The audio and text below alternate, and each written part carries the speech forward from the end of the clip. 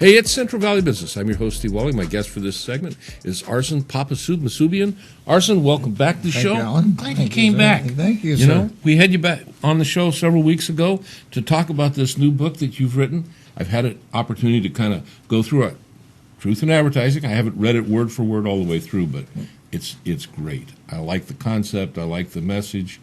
And I like the fact that you came back to the show because you came back to announce we're going to have a book release, book signing, right? Book signing party. We're going to make this a party. It's going to have awesome. A lot of fun, and it's going to be at Pardini's, so you know it's going to be good. Food's going to be great. Yes, Book's sir. good. What more do you need, right? Okay, I'm going to, before we go on any further, it's Friday, February 28th, 6:30 p.m., refreshments, program at 7:15, Pardini's banquet facilities, and they're up on Shaw. And Van Ness Extension. Yeah, and great food, and like I said, it's a good book. You know, we talked about last time your inspiration for writing this book was you were kind enough to let medical science open your chest up, not once, not twice, but 3 different times. 3 times. And, you know, in a previous life, I had medical science related profession, and I knew then that, you know, it's for women, for some reason, psychologically, it's not quite as invasive as it is for men, but when you have your chest cracked open, there's a whole shift in our consciousness, our psychology. We feel more vulnerable. Maybe that's why, you know, it doesn't affect women in the same way, because there's a certain level of vulnerability that they inherently feel. Yeah. But for a man, you know, that macho, we got to be men and you know, invincible and all this stuff. And here someone is opening you up and reaching in and touching your heart. And after that third, or actually in preparation for that third surgery, I'll let you pick up the story here. You called a pastor.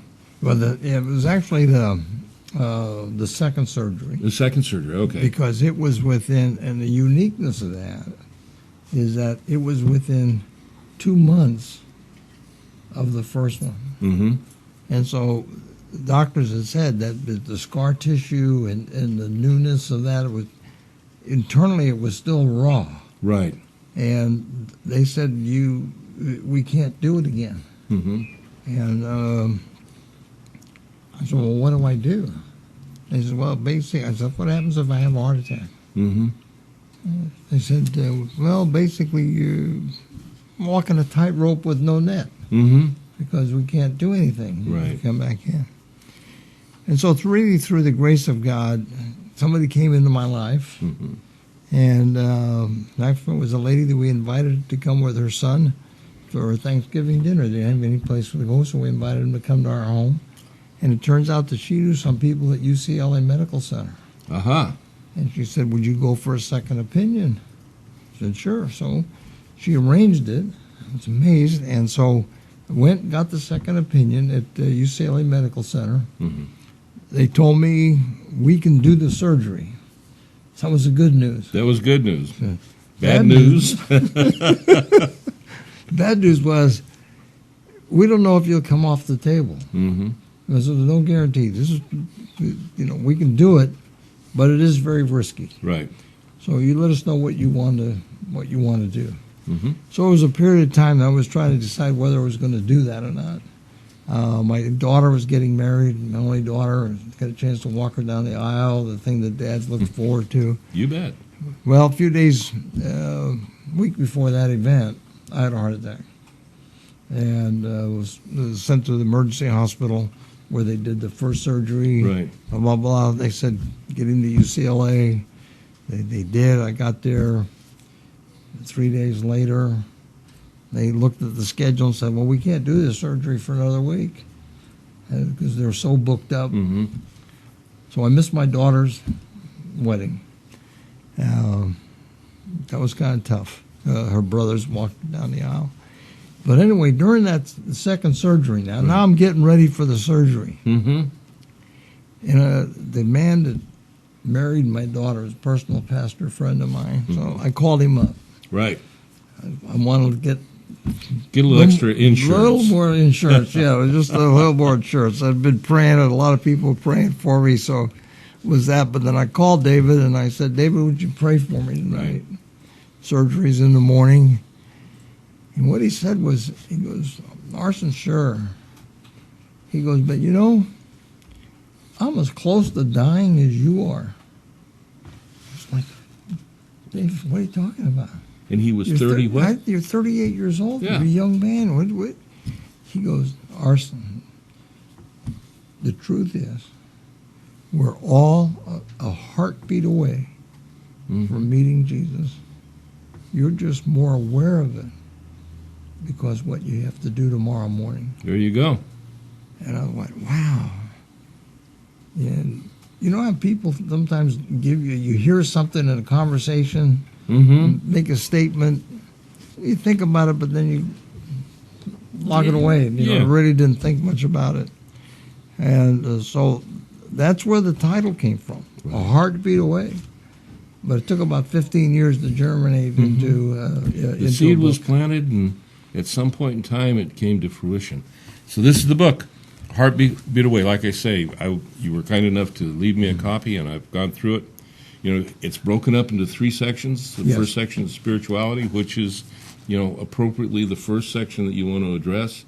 The second is relationship. You know, and you know the importance of relationship, tying up relationship. Now, the third section is what you'd call legacy. Yes. Okay. Now, I'm going to let you explain to the folks exactly what legacy means as you're talking about this. You know, particularly in the business world, and your audience today, that the legacy is like stewardship.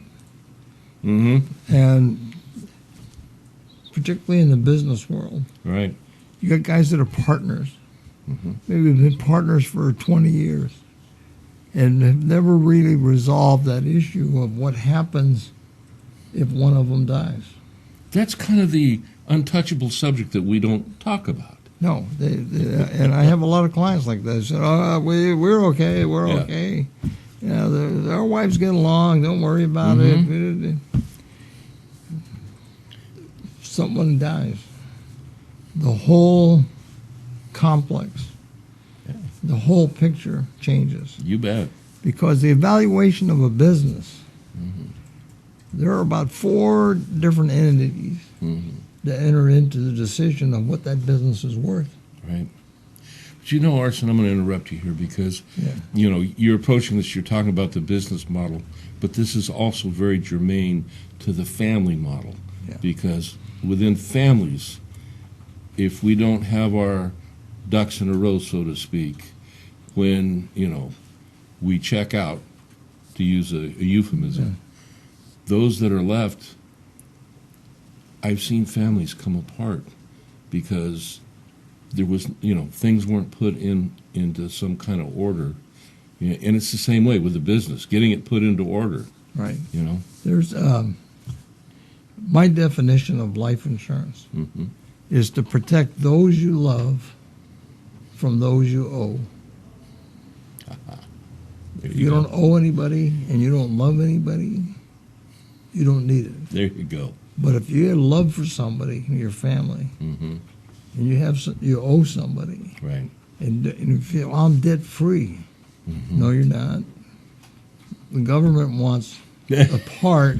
You have a silent partner you don't know is going to show up. Yeah. And multi-level, you've got multi-level. So you got a lot of different entities in there.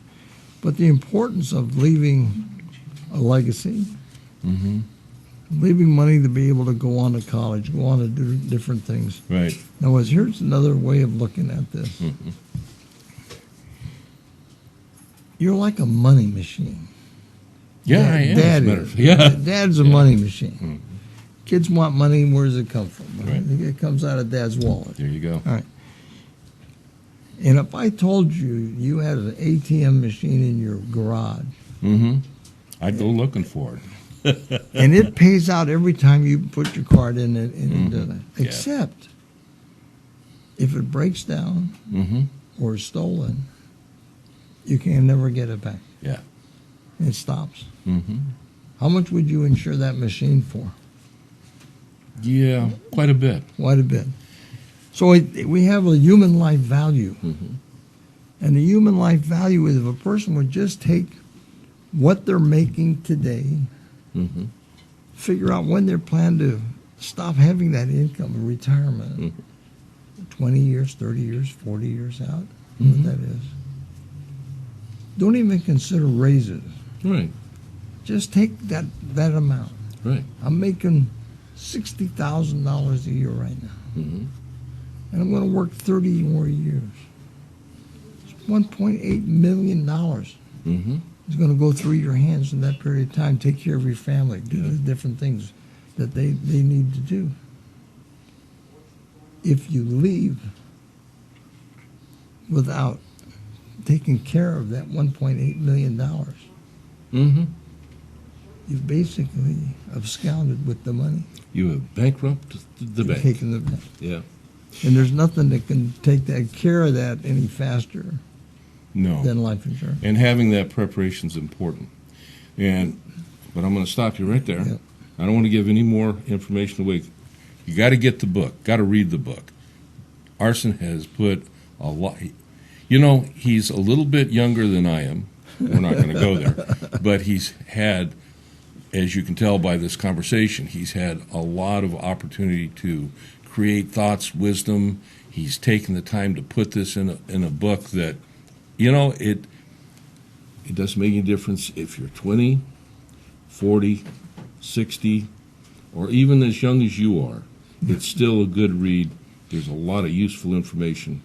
And you can find out more about it and be there to meet with Arsen, to buy a book, have great food. Again, it's going to be February 28th, 6:30 p.m. at Pardini's.